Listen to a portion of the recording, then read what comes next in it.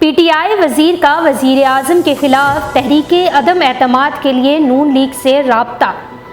مزید تفصیلات جاننے سے پہلے ہمارے ناظرین سے گزارش ہے کہ ہمارا چینل اوصاف ڈیجیٹل سبسکرائب کر لیں اور ساتھ موجود بیل کے آئیکن کو کلک کر لیں تاکہ ہماری تازہ ترین ویڈیوز بر وقت آپ تک پہنچتی رہیں۔ اگر آپ ڈیلی اوصاف کو انسٹاگرام پر فالو کرنا چاہتے ہیں تو ڈسکرپشن میں دیے گئے لنک پر کلک کریے۔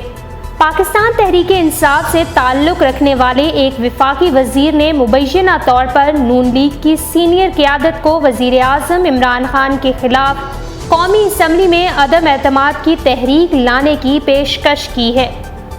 وفاقی وزیر نے حال ہی میں نون لیگ کی سینئر رہنما کی فیملی کے ایک رکن سے اس معاملے پر بات کی ہے۔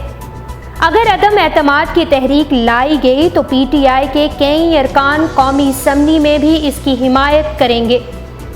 پی ٹی آئی کے اتحادی جماعتوں کے ساتھ تعلقات پہلے ہی مشکلات کا شکار ہیں۔ یہ پیغام نواز شریف، شہباز شریف اور خواجہ آصف تک پہنچا دیا گیا ہے۔ نون لیگ نے اب تک وفاقی وزیر کے اس خیال کا جواب نہیں دیا اور فی الحال کے لیے انتظار کرو اور دیکھو کی پالیسی کو ترجیح دی ہے۔ ناظرین، نجی انگریزی اخبار کے مطابق مذکورہ وزیر نے دو ٹوک الفاظ میں انکار کیا ہے کہ انہوں نے نواز شریف یا ان کی فیملی والوں کو کوئی ایسا پیغام نہیں دیا۔ کہا جاتا ہے کہ مذکورہ وزیر نے نون لیگ کے سینئر قیادت کے خاندان کے فرد سے رابطے کے لیے اپنا ذاتی موبائل فون استعمال کیا تھا۔ ان کے نون لیگ کے مذکورہ شخص کے ساتھ پرانی وابستگی ہے اور بظاہر اسی تعلق کی وجہ سے ان کو نون لیگ تک یہ پیغام پہنچانے کی ترغیب ملی۔ ذرائع کے مطابق ایوان میں تبدیلی کے لیے پی ٹی آئی سے تعلق رکھنے والے 12 سے زائد ارکان اسمبلی تیار ہیں۔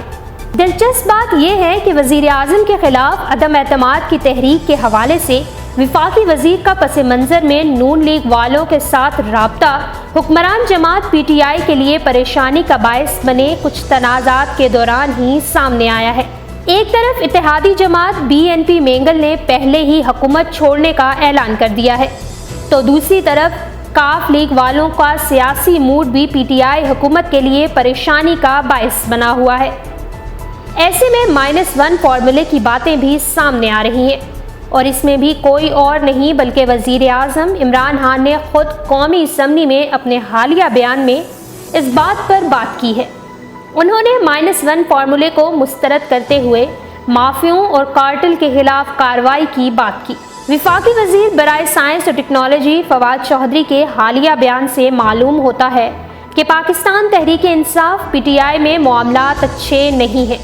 انہوں نے کہا تھا کہ جہانگیر ترین نے اسد عمر کو وزارت خزانہ سے ہٹوایا اور جہانگیر ترین، اسد عمر اور شاہ محمود قریشی کی آپسی لڑائی کی وجہ سے پارٹی کو زیادہ نقصان ہوا ہے۔ ناظرین، فواد چودھری نے عمران خان حکومت کی کارکردگی پر بھی عدم اعتماد کا اظہار کیا ہے اور وائس آف امریکہ کو دیے گئے ایک انٹرویو میں انہوں نے کہا تھا کہ عوام نے پی ٹی آئی کو اور عمران خان کو نیکٹ بلٹ کسنے کے لیے نہیں بلکہ نظام میں اصلاحات لانے کے لیے منتخب کیا تھا۔ انہوں نے کہا کہ بڑے مسائل میں سے ایک یہ بھی ہے کہ پی ٹی آئی کی سینئر قیادت جس میں اسد عمر، جہانگیر ترین اور شاہ محمود قریشی شامل ہیں کے درمیان آپسی لڑائی جاری ہے، لہٰذا اس صورتحال سے سیاسی خلا پیدا ہو رہا ہے۔